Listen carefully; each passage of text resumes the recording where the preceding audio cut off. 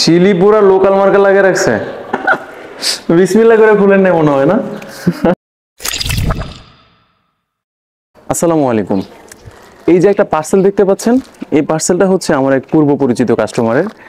এই হচ্ছে কাস্টমারের বাসা, একটু দেখেন যদি আপনাদেরকে দেখাই। এই হচ্ছে তার বাসা।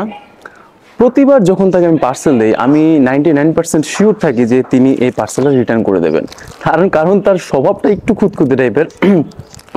যদি আমি আপনাদেরকে উদাহরণ হিসেবে বলি যে ওনাকে যদি এক বালতি পানি ধরায় দেন, তার সামনে এক বালতি দুধ বসায় দেন, উনি ওই এক বালতি ধবধবে সাদা দুধের মধ্যে এক ফোঁটা হলেও কালো রং খুঁজে বের করবেন। তো আজকেও আমি প্রেডিক্ট করছি যে উনি এটা রিটার্ন করে দেবেন। পেড রিটার্ন করেন অবশ্যই, সবসময় রিটার্ন চার্জ দিয়ে রিটার্ন করেন, কিন্তু আজকেও আমি আশা করতেছি, আশা বলতে নিরাশা হয়ে যাব যদি রিটার্ন করে দেয়, যে উনি আজকেও রিটার্ন করে দেবেন।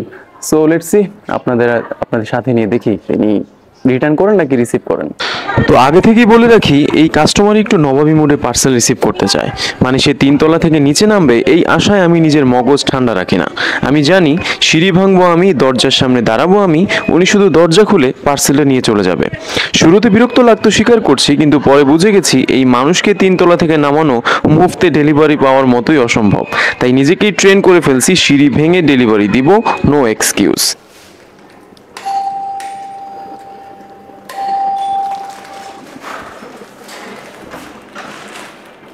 আপু পার্সেলটা, যাই হোক, সুন্দর করে দরজা খুলে পার্সেলটা ভেতরে নিলেন।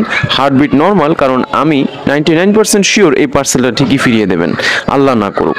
কিন্তু ভাই, গরমে শরীরের টেম্পারেচার একদম কষাই মার্কা, পুরা ভেতরটা ফুটন্ত গরম স্যুপ।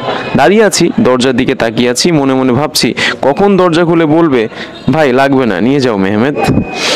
এর মধ্যেই হঠাৎ দরজা খুলে আপুর ছোট বাচ্চাটা এক ঝলক তাকালো, একটু স্মাইলও দিল না, সোজা চলে গেল। সাধারণত বাচ্চাটার সাথে আমার দারুণ খুনসুটি চলে, কিন্তু আজকে ভেতর থেকে শুনলাম ওর নাকি মন ভালো নেই। কি ব্যাপার? শিলিপুরা লোকাল মার্কা লাগিয়ে রাখছে।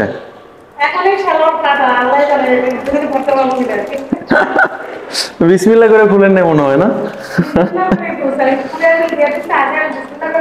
কুরিয়ার চার্জ দিয়ে দিয়েছেন? তা আমি মাইর খাইলাম। আচ্ছা ঠিক আছে।